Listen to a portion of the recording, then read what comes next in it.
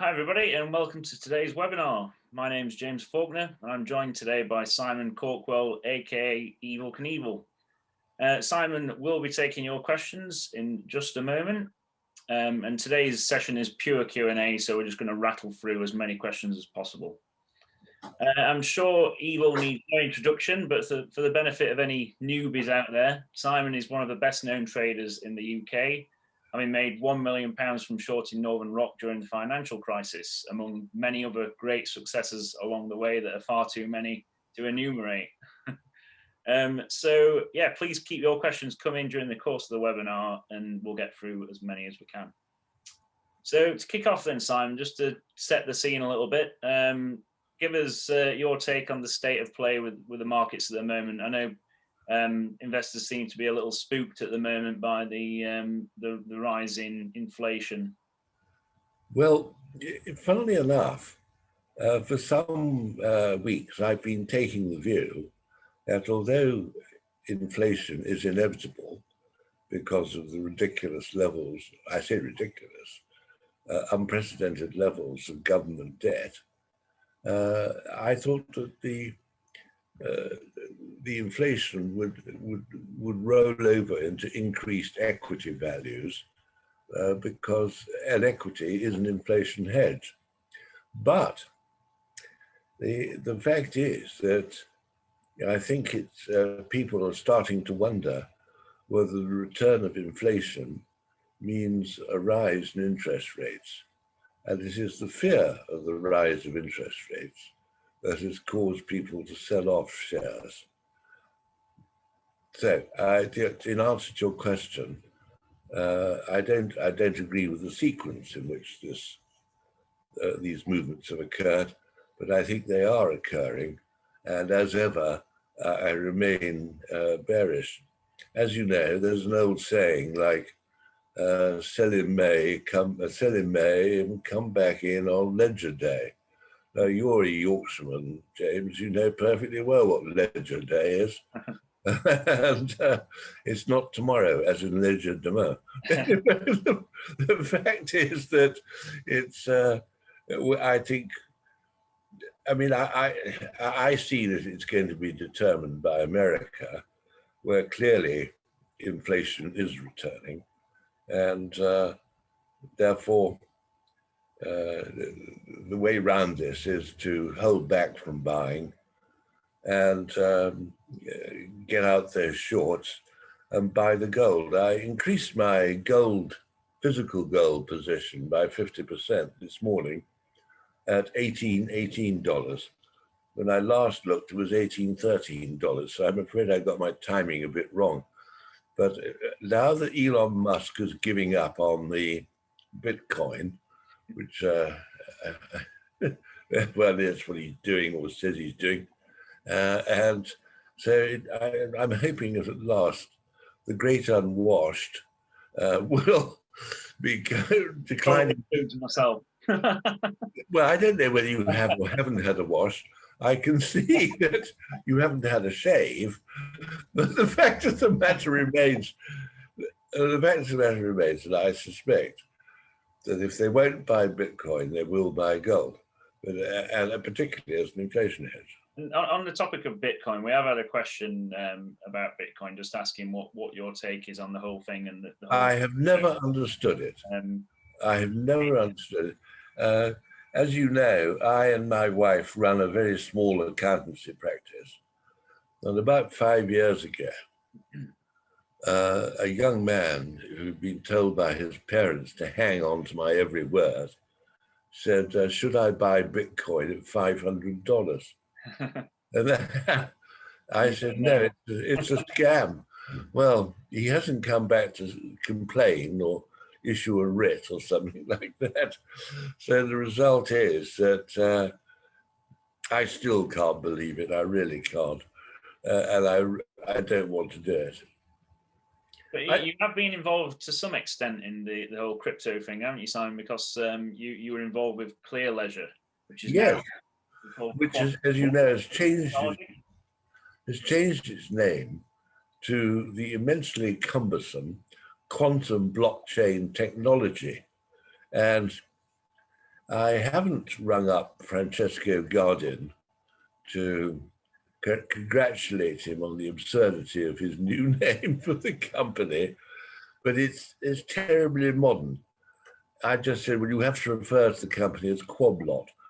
Anyway, he doesn't. Well, the ticker code, as you may have noticed, has changed from CLP to QBT, which I suppose is terrifically modern.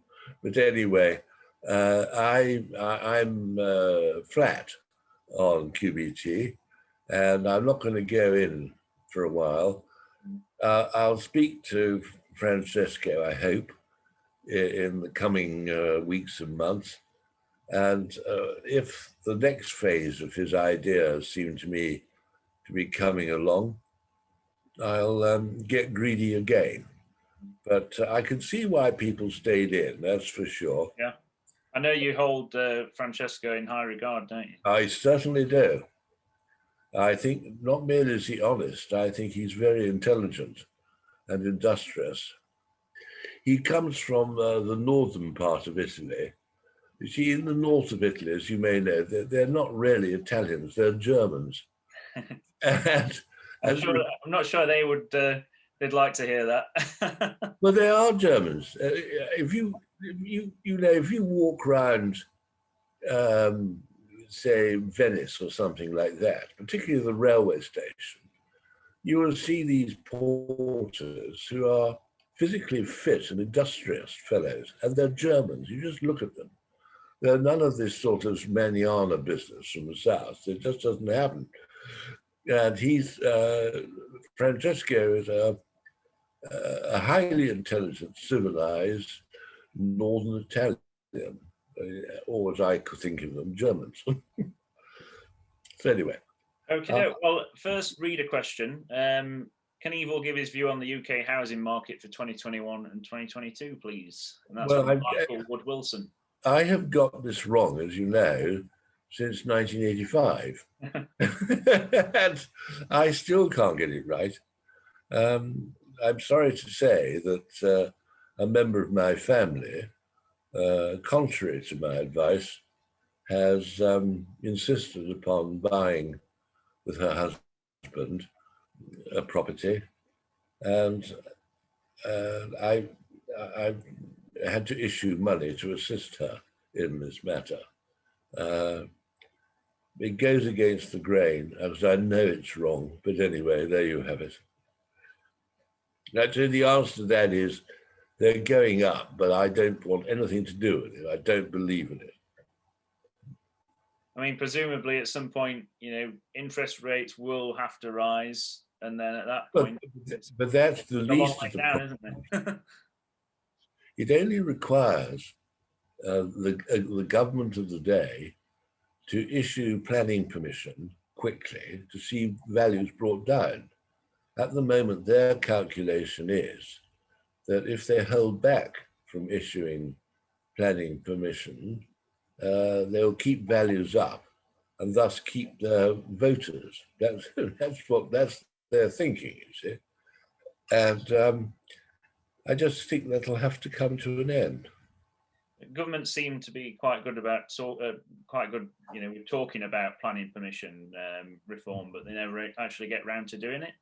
Yeah, obviously Johnson is an obdurate liar, so he could say everything. It doesn't mean anything.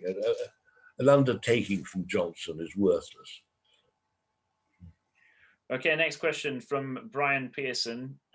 Does Simon still think that Watchstone Group will win their case against Price Waterhouse? Oh, I've never passed the view that Watchstone has a claim against PwC. As I think I may have mentioned to you, I was myself articled to Cooper Brothers and Co. Some 55 years ago. And Cooper Brothers became part of PwC. So in a sense, I have some affection for the old dog. But the fact of the matter remains that Watchstone has presumably had highly qualified lawyers explained to them that they have a claim against PwC, and on the facts, which have been freely published, there is a case to answer. Why it can't be dealt with right now, I don't know. I mean, presumably there will be a confidential settlement without admission of liability, I would think. But as to when and to yield how much by way of damages, I don't know. But I'm absolutely staggered that PwC could ever be in the position, in effect, to be classified as having betrayed its client. That I find amazing. It's saddening, really. And just in terms of Watchstone, what are we left with the rump? Because I mean, there's Yes. not much there anymore, is there? I don't think. No, it's just disappearing. I don't know what else there is, but there's a bit of cash there. Yeah. There's the PwC claim, and there's another thing that I don't know. I can't. So it is a bit of a binary play. But certainly, as I mentioned in the diary, I tried to hoover up all the Watchstone that would automatically come on the market as Watchstone moved over to the Aquis exchange, because in effect, that's unquoted. Anyway, the fact is that I didn't get any, but I put in an order for 100,000. So if there'd been any loose stock, I would have got it, that's for sure. Okay, moving on to a question from Michael Patterson. Has Evil got a view on Pantheon after his successful sale at 45p? And I'm presuming that's Pantheon, the oil company, not the private equity company. I think so, yes. Well, I shouldn't say this too loudly because one will promptly be sued for defamation. But a good friend of mine, who's a good judge of these things, and has followed the Pantheon story from day one, has always taken the view, not always, he has come to take the view that the utterances of the management of Pantheon are not reliable. So therefore,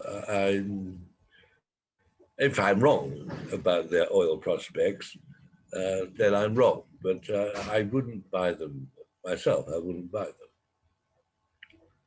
I thought you were going on to say, but you're a terrific fan of oil shares like Jersey Oil and Gas. Well, I've never understood Jersey Oil and Gas. I think it was derived from a company called Trap Oil, where I lost a lot of money. But the fact is that I've gone on buying Jersey Oil and Gas. I think the last count, I think the family had about 200,000, something like that. I mean, I can't remember. But Malcolm Graham Wood, yeah, and his Malky's blog. Incidentally, he was the cousin of a client of mine who sadly died 22 years ago of cancer. But I've never met Malcolm. But as far as I'm concerned, he's an honest bloke. His difficulty, I think, is to switch from expressing a view which he thinks will interest readers to producing what is really little better than public relations pap on behalf of companies he's encountered along the way. So one has to be very careful with what he says or writes. But that said, I think it's he who's mentioned the 700 or 800 pence price target, as indeed has Simon Thompson of the Investors Chronicle. And I greatly respect Simon. He's very, very good. And so that's why I've decided to hold on to the JOG shares. And I may regret it, of course, but... And what's your take on the whole oil and gas scene at the moment, Simon? Because I don't $100 oil again, aren't they? Yeah, well, it may be that temporarily, but I think I don't think the problem is in the longer term, oil is in serious financial trouble. So anyone who buys, as I have been buying, an oil share, is taking a considerable risk. They better get their timing right, is all I can say. All about timing. Yeah. Okay. Question from Shantha Samarag. I'm sure I've probably got the pronunciation wrong, so I do apologise. What is Evil's view on Golden Prospect, please? And that's the small investment trust, isn't it? Well, yes, that's quite so. Well, family Cawkwell owns 2 million shares in it, and they're about 57p this morning, something like that. But I remain, as I think I mentioned earlier, hugely bullish on the gold price. And therefore, to me, Golden Prospect remains the perfect responsible equity hedge in gold equities. It was established by my friend Richard Lockwood when he established New City Investment Managers, and he sold the business out to Sir Dudar Hintze. I can't remember his first name. I'm not on intimate terms with Hintze, so, but Hintze. But Hintze is an absolutely respectable fund manager. It's a huge business. And he's got a couple of investment managers handling Golden Prospect. And I really don't see how investors can get a better deal in gold equities. I mean, these chaps know what they're doing, whereas most people may think a gold share attractive. What they can't do is compare their selected gold share with other gold shares, which of course is a very important part of the art of investing. So in answer to your question, do I think Golden Prospect's a buy? Yes is the answer to that, provided you're keen on gold. As you know, I am. And I seem to remember you had some of the subscription shares as well, didn't you? Yes, well, those over a time. Yes, those hung about the market, and people were short of cash when it came to subscribing, so they were selling these subscription shares. But I just went on buying the subscription shares. That's why I'm taking the family holding up to 2 million ordinaries. I just got more and more of them. But that's all right. I don't know whether they will issue more subscription shares. Yeah, if they want to, they will, no doubt. But at the moment, the share price is at a small discount to net asset value, and therefore, I think they probably won't be issuing subscription shares. But I may be wrong about that. Next question from David Evans, and it's about Amigo holdings. So at the time you recommended them, you're aiming for 20 to 30p as a price target. Can you give an update on what your position is likely to be going forward, and therefore also providing some guidance for those that jumped on board alongside you? Well, this has been, it was a long-standing chum of mine who drew my attention to the state of affairs that was emerging. And I'd never understood Amigo, but then I started to think about it. I didn't jump immediately, just for once, I didn't jump immediately. I gave it a day's thought, you see, and it was then that I said, this I must have. And so in round terms, family Cawkwell bought 5 million shares at 10p. And I think we're now sitting on 4.5 million, which I think when I last looked, about 25p this morning. Now, what's interesting about this is that for some reason, the scheme of arrangement in practice has got to be cleared by the judge next week. Is it Monday or Tuesday? I can't remember. But whatever it is, for some reason, those knights in shining armor, so seen if you're drunk, the FCA, are sending in counsel to put it to the judge that the scheme of arrangement needs changing because it's not fair to the creditors. Well, all I can say is that the creditors have had now months to come up with an alternative scheme of arrangement. And the FCA has never offered, of course, to pay anything towards its costs. They never do. All they do is just spend the money of investors. That's their function in life. Anyway, I think they're dreadful people. I really do. I think they're absolute scum. Anyway, the fact is that the counsel will stand up next week in the court, and the judge will have to decide whether he dismisses the original scheme of arrangement or whether he supports all those who voted for the scheme. And in fact, those who voted are roughly 95% of those voting and 95% by value of those voting. And so if he cancels the scheme, there's going to be uproar because those who perfectly consciously voted for the scheme will lose their claim, everybody will lose their claim, and Amigo will be bust. And the fact is that in these circumstances, I can't imagine how society's interest would be served by setting the scheme aside. It would be ridiculous.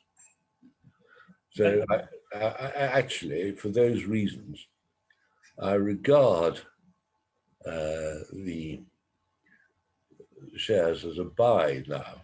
I'm not going to buy any more. I mean, I bought another 200,000 after the announcement on Monday, and I paid 26 pence. But I've got it now. Assuming everything does go to plan, I mean, what is the long-term upside? Is this just kind of, Well, there are two aspects to this. Play or? Well, I've heard it put around that these shares go to 40p once the scheme has gone through. But you have to assume that certain things for that to happen. As it happens, I think it probably will go through and the business might be valued at, I'm so sorry, it might be valued at 40 pence a share in the market.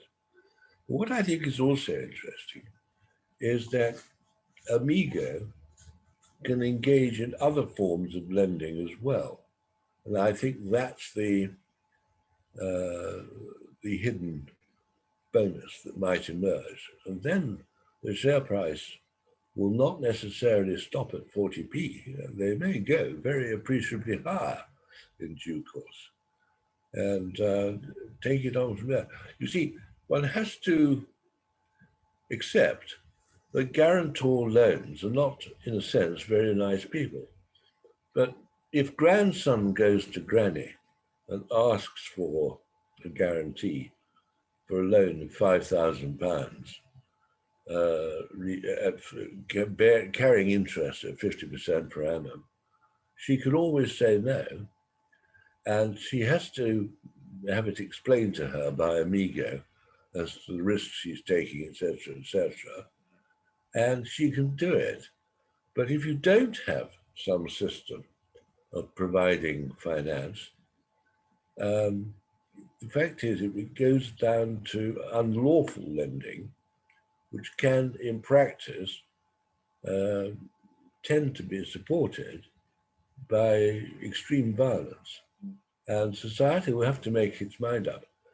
So all those MPs who are anti-guarantee loans are going to, they would under those circumstances, have to answer for their own prejudices. And because they're irresponsible, they haven't said anything at all. They're just MPs. Okay, next question is from Phil Pickett. It's, since your enthusiastic recommendation of Caribbean investment holdings Yes. a year ago, the shares have spent a long time in the doldrums and are currently down 30%. Would you fill your boots at this stage, and why? Or might it be time to consider running for the hills? Well, personally, I'm not, as you put it, going to run for the hills. I'm not much good at running. I've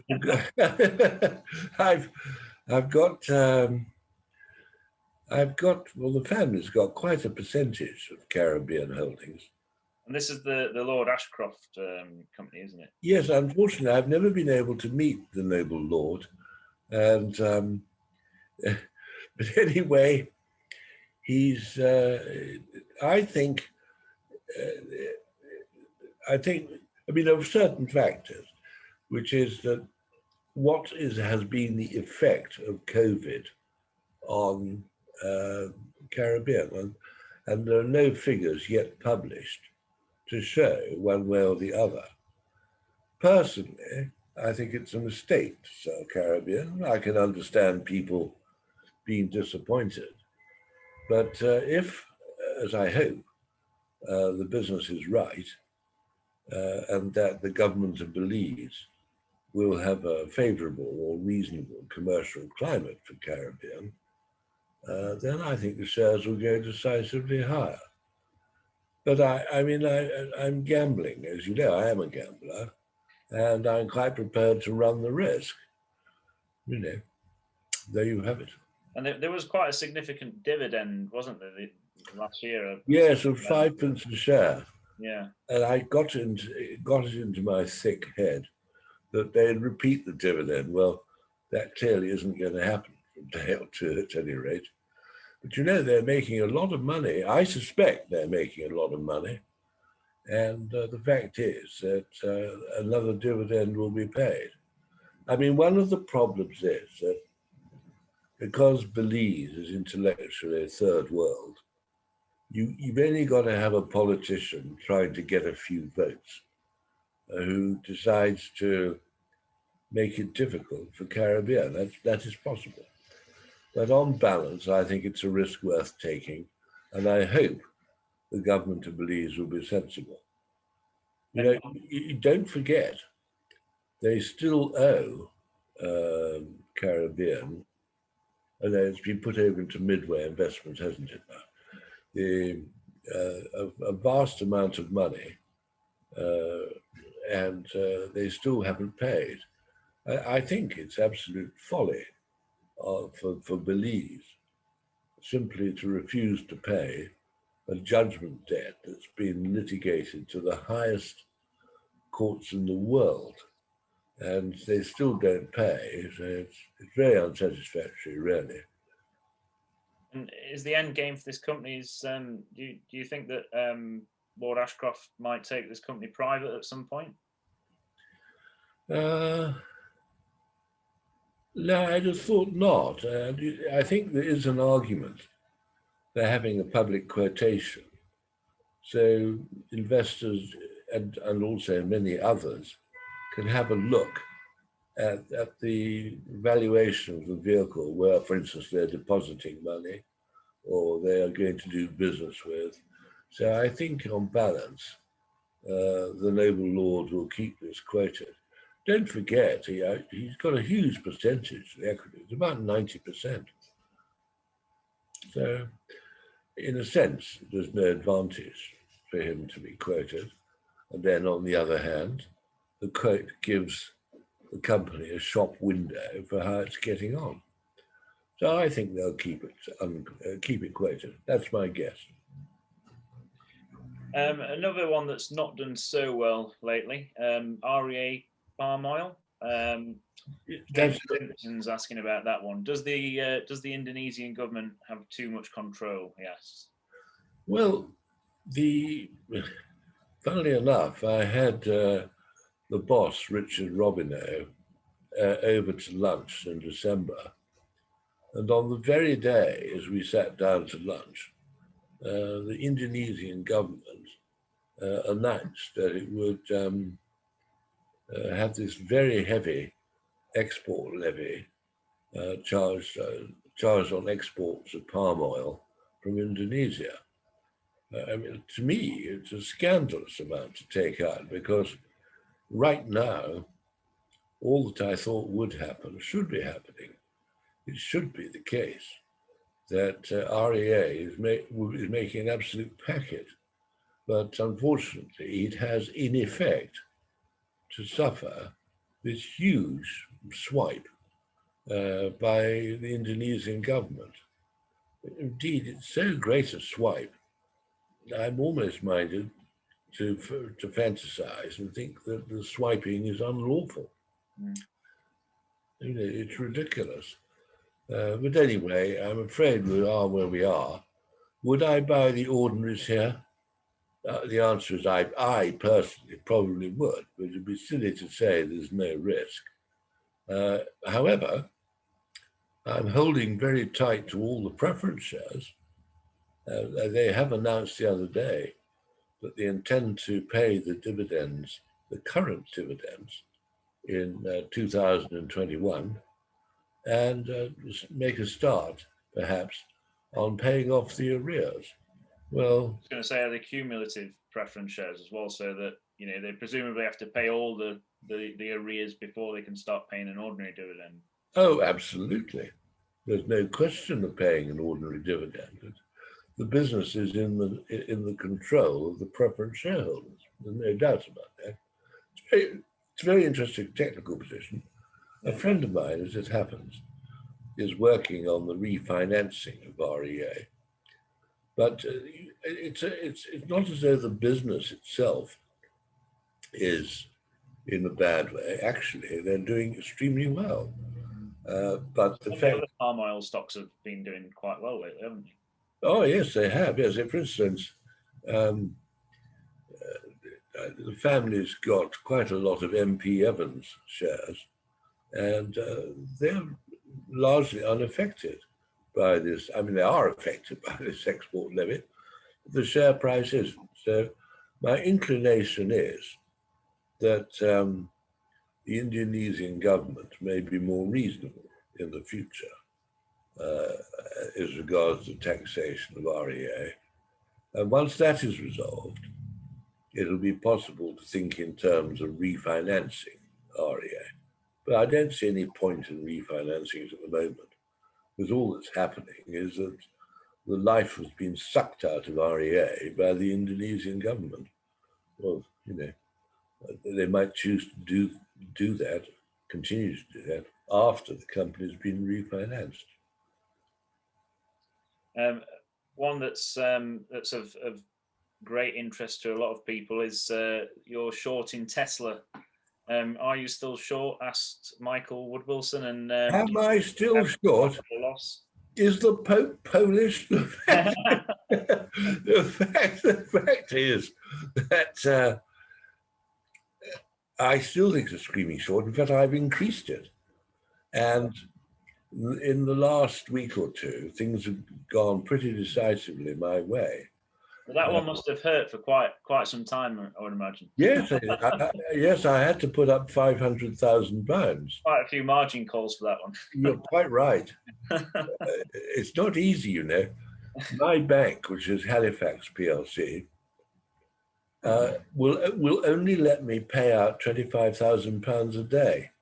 Right. Well, that's all very well, but if the demand is for £75,000, you have to ask the broker to hold on to the following day, and then the following day, 3 lots of 25,000, which is a nuisance, actually. I may add that that's not my only complaint about Halifax. I've had this account with Halifax for 30 years. And the fact is that it all works extremely well and extremely economically, save in one respect, which is that if you want to pay foreign exchange, the rates of exchange which they enforce upon you, should you choose to use Halifax, are very unfavorable. I mean, I sent £10,000 off to Australia about 9 months ago, And there were the usual charges, you know, snivel this, snivel that. And there was 4% on top of the £10,000. So it was £400 for a transaction, which takes them at most 15 seconds to do. And I think Halifax's behavior has been just disgraceful. They always try to put it across in their advertising that they're friendly, reliable people. And in a funny way, they are, because the bank charges generally made by Halifax are nil. So why people complain about that, I can't imagine. It's just that when you want to use them for a Forex transaction in the manner that I have here described, you've got to switch the money over to a company specializing in dealing economically in Forex. But I don't know this company. I don't know what its balance sheet's like. It's not regulated and controlled. And I just find it very tiresome that Halifax, in effect, insist upon stripping one's money out. But they do.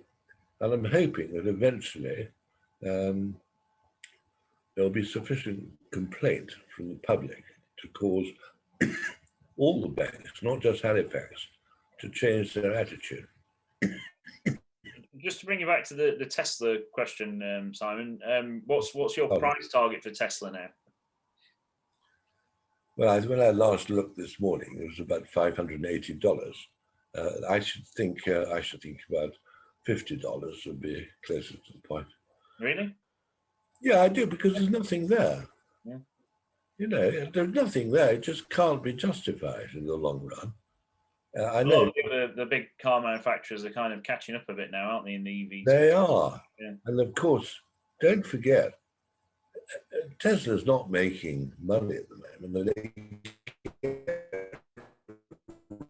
But that's not making money. That's just stumbling through the foothills of the competitive climate that they are now increasingly facing. Question from, in fact, more of a comment actually, from James Hipwell. He once had a lunch with you in the early 2000s, and you wagered over £200,000 on the horses during the course of the lunch. He's asking, as you've gotten older, has your appetite for this kind of risk declined, or has it expanded? So a bit of a... Well, it has. It has. As you know, I'm a gross man, but the fact is that and I still like to have a thick bet. For instance, about a fortnight ago, I put £25,000 on a horse, which I'm pleased to say won. I only won £30,000, but I'm not complaining. And it came up very satisfactorily. I'm still prepared to have a go and take it from there. And any big races coming up that we should be aware of, Simon? Well, I don't know why you, a Yorkshireman, should be overlooking the fact that today is Dante Stakes Day at York Racecourse. But anyway, well, as you know, I haven't amateur when it comes to horse racing, but I just rely on your advice. I can tell you, you've got a lot to learn about horse racing. So I've got nothing to say about today's card. And I'm sorry to be so disappointing, but that's how it goes. And we've got a question from, I think it's Philip Smalley. And he's been buying UK house builder shares as a hedge after selling his house last week. Yes. He doesn't want to miss out on a continued house price rise before I rebuy next year. I see. Well, comment and a question. Well, that's a funny way of looking at matters, but if that's what he wants to do, it's a free country. I just thought that he, having got out of this madness, he should go down to the boozer for a year. Stay there. It'll be much cheaper. Yeah. Just a question from me, Simon. I know you like to invest in lots of individual situations that are often quite speculative, but just for those of us who kind of like to take a bit of a back seat and park their money in something that they can kind of not check in on every other day. Where would you point people towards in the climate, given that you're I did bearish on everything apart from gold? This very problem was considered in the diary a few weeks ago, in that I have a personal connection to this matter, so I'll come on to in a moment, but because of the FCA, there is no economic service in the analysis of investment trusts. They refuse to allow it to happen. And of course, it's scandalous that these petty bureaucrats should have their way, but they do. And the fact is that I like to buy investment trusts as long-term investments, provided I feel properly informed. That's not so easy. However, I have a friend, Alan Miller, who with Duffy were at G Investments, and John Duffield fell out with Deutsche, who controlled Jupiter. And so Duffield and Mugger, Alan Miller, better known to his chums as Mugger, went off to form a new fund management group called New Star Investment Trust. And New Star Investing, you may remember New Star. In the end, it got into trouble. But the fact is that Mugger managed New Star Investment Trust, which is extremely conservatively managed. And to this day, John Duffield still has something like £70 million tied up in it, and which is about roughly 65% of New Star. The manager of the fund is Duffield, Brompton Asset Management. And if you look at the announcements, you'll see that net asset value of New Star is about 175 pence a share, whereas you can buy New Star Investment Trust at 135 pence. And so I bought about £400,000 worth for the family. But this is a long-term investment. This is certainly not one for, say, next year or the year after, because Duffield has made it perfectly plain that he's not going to buy back the equity of New Star, and it'll stay there until he's dead.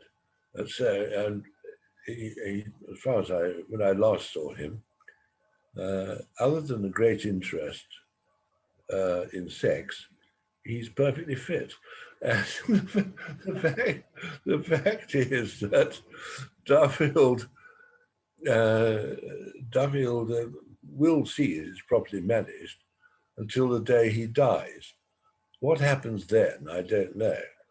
But I imagine the non-executive directors will arrange a transfer of control to some other chap. But I think as a long-term investment, for people who really must leave it alone, at least, I mean, it could easily be 10 years. The fact is, it's a terrific investment. I think when I last looked, their shares were something like 129 to 135.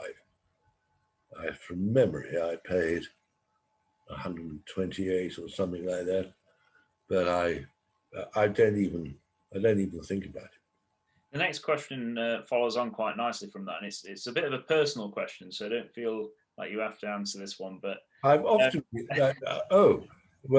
or I hope not to disappoint you. Well, it's from Peter Lewis, and Peter asks, if I'm not being too nosy, Simon, what is your succession plan for your family portfolio? when that distant day comes to pass? when I peg out. Would you leave it under active management or transfer it into passive or more conservative? Well, I'm going to. I told my elder daughter Lucy, who's a very intelligent, self-controlled person, that she is to put a notice on the dealing line, and when the brokers telephone, she's just to say, go something yourself, because I'm not interested. I mean, brokers talk such amazing rot when they come up with investment ideas. When they do, I don't know what it is. I suppose it's upbringing, I suppose, but you just don't listen to them unless you're crazy. You must understand that the FCA have made it impossible for an intelligent man to work in the stock market. They've stopped. So presumably, I'm guessing you know investment trusts are quite a good answer to that question.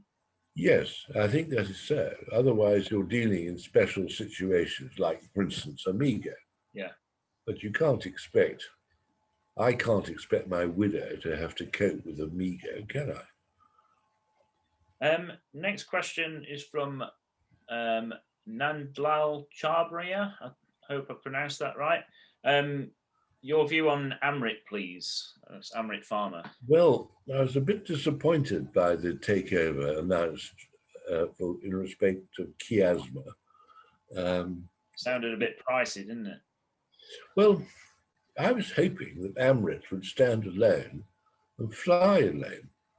But the fact that the directors of Amrit have agreed to take over Chiasma on an all-share basis means that they can't think the shares in Amrit are particularly undervalued. They can't think that.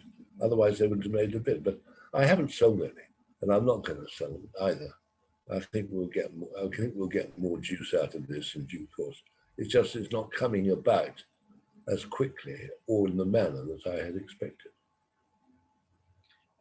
Question from Malcolm Sweeney. Does Simon have any views on the hydrogen market? And if so, does he have any comments on ITM and Powerhouse Energy? I wish I would have a view if I were to know what's going on, but I don't.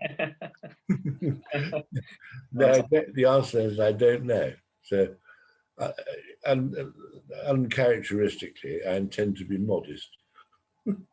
Yeah. Somebody suggested to me that the hydrogen sector's in a similar position to what the technology sector was back in the early 2000s.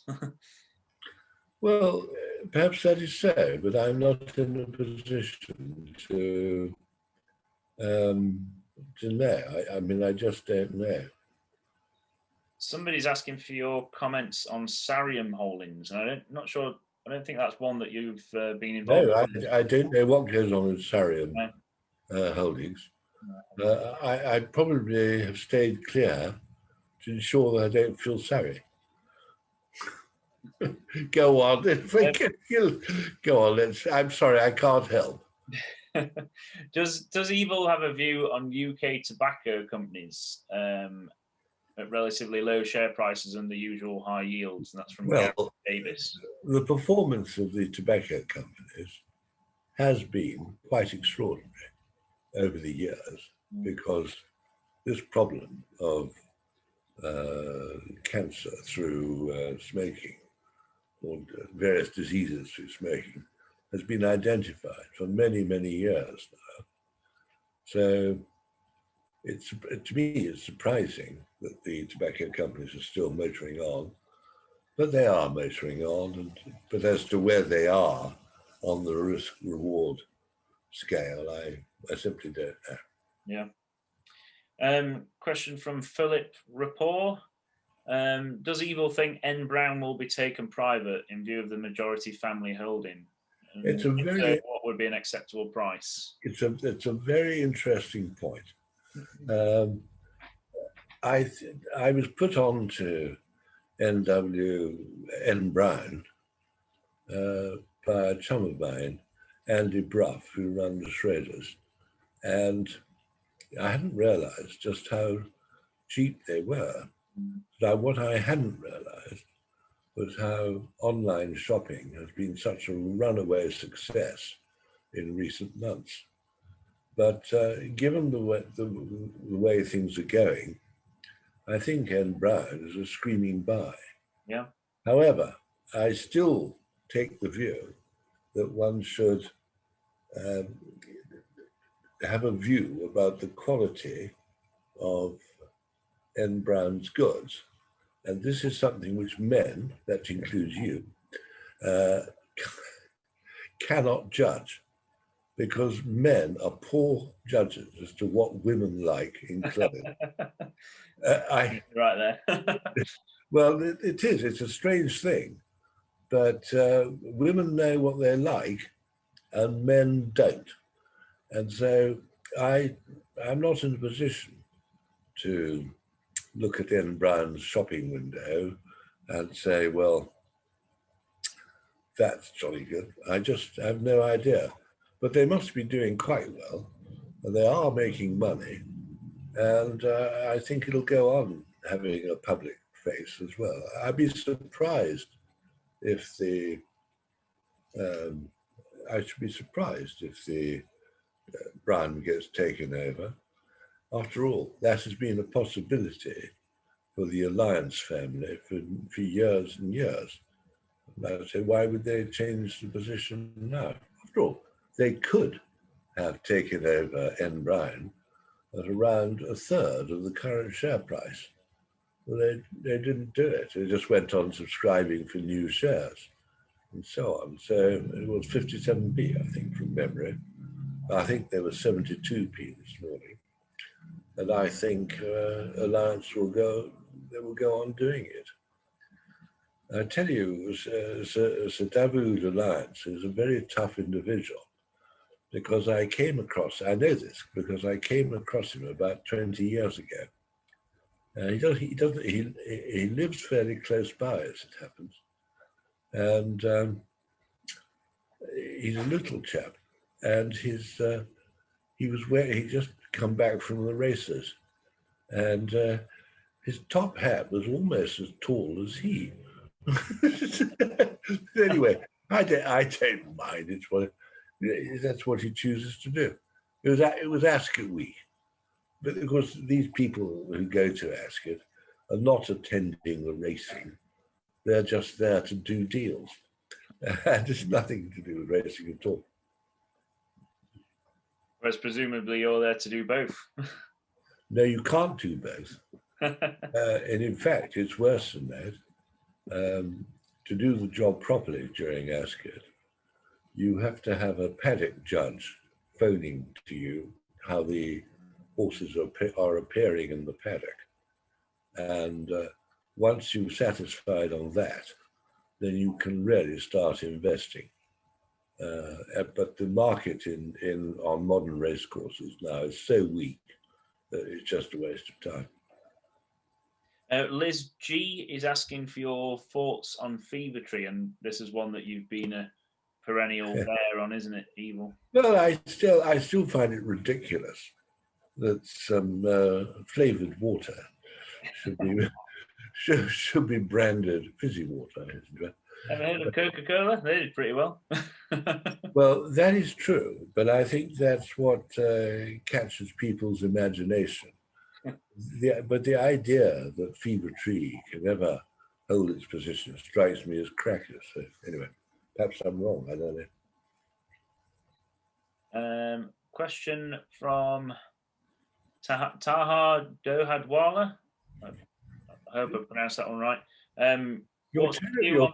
What's your view on Ftse companies, the bigger international ones in the Ftse 100 and the more domestically focused companies? I mean, a lot of people have been saying that UK stocks are cheap, aren't they, in comparison with... well, I think the UK stocks or UK quoted stocks may indeed be cheap by comparison to, say, America. But that doesn't mean to say that I would rush in and buy them. But as you know, I don't do big stocks. My view is one should fish around where the value lies, and it's not in big stocks. So there's your answer. I mean, I just don't know, and I don't see any point in trying to find out either. Just going back to the investment trust angle there, Simon. What about the big investment trusts that invest in the Ftse 100, that type of thing? Are they worth holding on to for just as a source of income at the moment? Because you mean Scottish Mortgage? No, I'm talking about like the big ones like City of London, merchants that just invest in these Ftse 100 companies, well, churning out an income. Is that worth looking at the moment? There's no point in asking me. I simply don't know. I don't have a view. Next question, and this is an anonymous question. Moving on to politics, what's Evil's view on the Scottish referendum potentially in 2022 and its impact on the markets? Well, I don't know about the impact on the markets, but I must say I think Nicola Sturgeon is hugely deceitful, because it's impossible to have a vote on the Scottish independence unless various matters are clarified. For instance, if Scotland is independent, that presumably means that the £2,500 per annum per person subsidy from UK central funds, that presumably stops. Now let's be clear about that in a family of four, that's £10,000 a year. I mean, that's a lot of money. That's the first point. The next point is, right at the moment, HM government has got a vast amount of debt, much more than it had a year ago. And the fact is that Scotland might like to waltz away from paying its share of this debt, but the fact is they can't waltz away. So as a result, Nicola Sturgeon should explain what Scotland would do if faced with this debt. And then finally, there are many Scots who think they're entitled to an old age pension. Who is to pay this pension if the British taxpayer in general is no longer responsible to pay that pension? Now, those are three central points. But Nicola Sturgeon is someone who fancies power more than telling the truth. And I'm afraid, until the Scots tell Nicola to grow up and clarify these matters, nothing can happen at all. Okay, I think we better draw to a close at that point, so we're running out of time. So thanks very much for answering everybody's questions, Simon. I'm sure we'll have you back again at some point soon to answer a few more. It's a pleasure. Thank you very much for asking me. Thank you. So you can see on the screen now, these are the upcoming events for Master Investor. Oh, yeah.